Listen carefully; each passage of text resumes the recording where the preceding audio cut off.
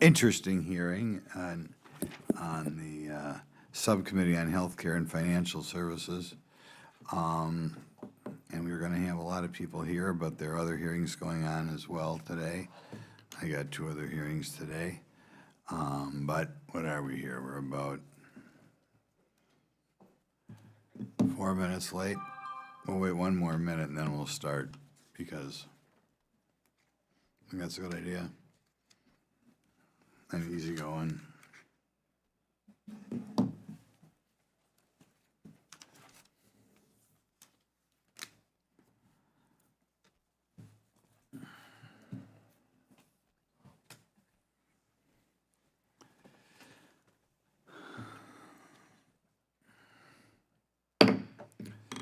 This hearing on the Subcommittee on Healthcare and Financial Services will come to order. Welcome, everyone.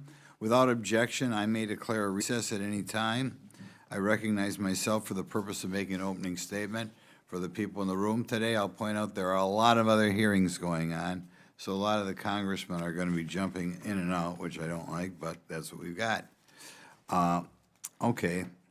At our last hearing, we talked about some of the disincentives that happened because of our welfare program.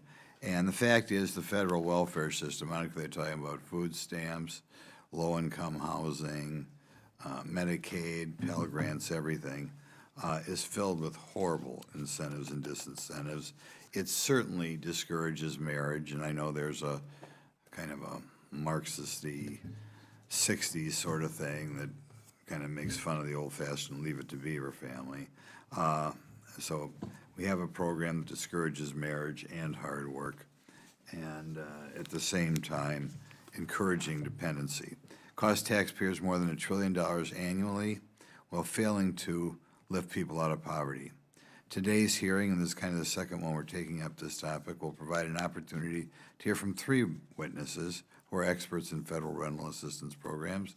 Dr. Ben Carson, the former Secretary of HUD, who, good friend of mine.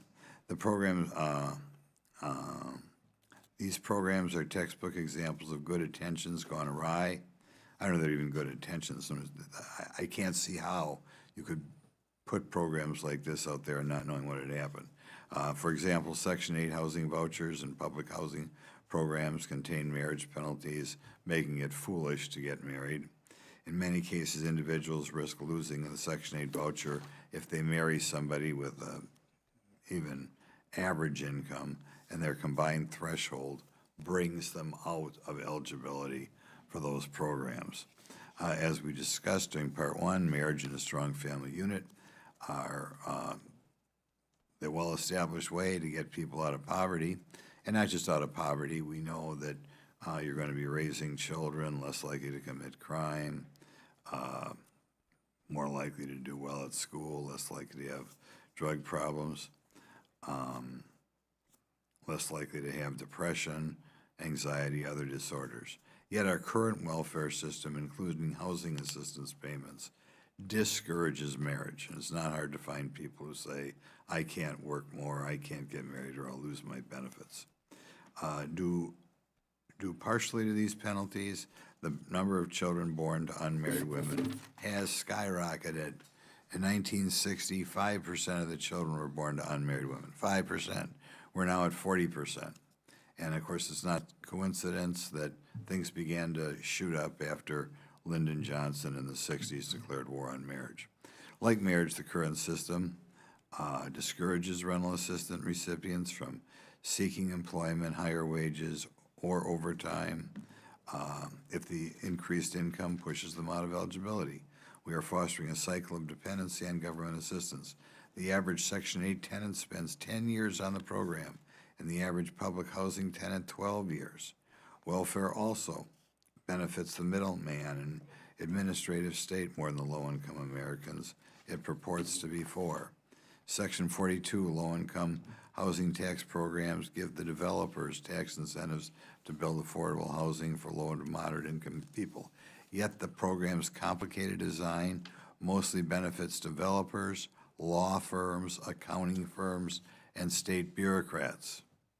I don't know who thought that thing up, baby, but man, that's a mess. Middlemen and administrators can take advantage of Section 8 in public housing as well. The Milwaukee Housing Authority reported in January that its leadership misused 2.8 million federal dollars intended for the tenants to pay its staff. The problem had apparently been ongoing since 2019, but wasn't caught for 6 years. Meanwhile, taxpayers are on the hook for more and more spending on these programs every year. But of course, the biggest problem is not the fact that we're overspending on this at a time when we're broke out of our mind. The biggest problem is what it does to the people who become part of the program. Rental assistance programs account for more than $53 billion of federal spending each year, which is just amazing. And nearly every program we will discuss today applies to dozens of other programs and hundreds of billions of taxpayers' dollars. We owe it to our constituents to be responsible stewards. During a recent interview, Senator Schumer criticized our constituents for expecting this of their elected officials. He said their attitude is, I made my money all by myself. How dare the government take my money from me? To that I say, I mean this is just horrible. Everybody knows back home people are mad at the welfare system. Of course, people are mad because they know people in the system who don't have to be in the system, which creates hatred and dislike of the system. And somehow we got to get back trust of the American worker. To do that, we must attempt to disentangle the web of welfare programs and find ways to fix it.